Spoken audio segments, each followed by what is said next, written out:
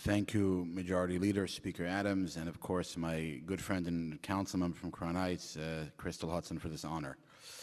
Mi sheberach abotenu, Master of the universe, who created the world with boundless blessings, empower us to see and embrace all that is good and beautiful in New York City.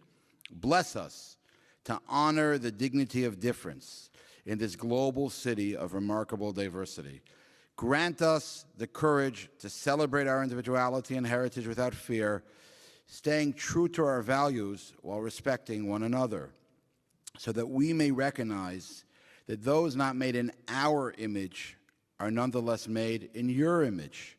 At this pivotal moment in history, guide the leaders of this city to honor you by first honoring one another. Through acts of collaboration, may we transform opponents into allies and become your family on earth, as you are our parent in heaven. As my teacher, the saintly Lubavitcher Rebbe, would say, we are one people living in one city, under one administration, and under one God. Beloved God, bless the members of New York City Council with kindness and strength. May they govern this great city with wisdom, justice, grace, and compassion, honoring your name and bringing your blessing to New York City. Thank you.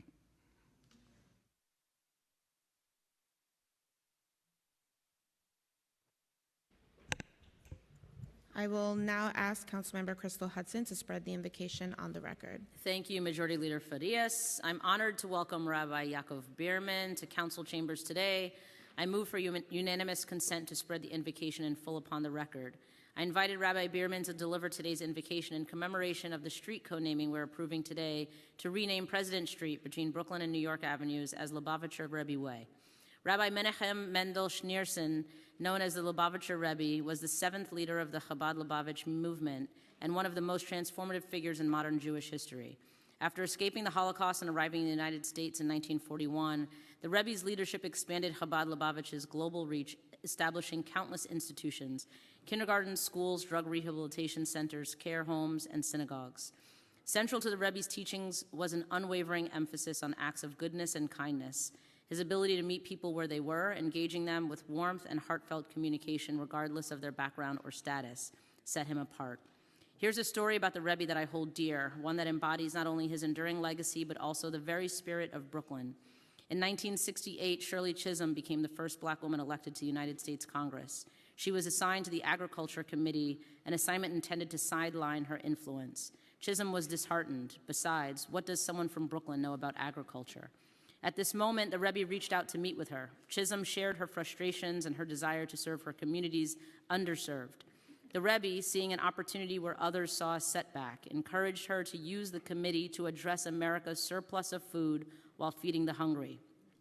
Inspired by this conversation, Shirley Chisholm championed legislation that led to the federal food stamp program, an initiative that continues to feed millions of Americans to this day. It is stories like this that remind us of the Rebbe's profound ability to inspire action, build bridges, and help others see the potential for good in every challenge. I'm proud to represent a district that is home to the worldwide Chabad Lubavitch headquarters and is now home to Lubavitcher Rebbe Way. Thank you, Rabbi Yaacov Behrman, for your guidance, advocacy, and assistance in making this honor a reality.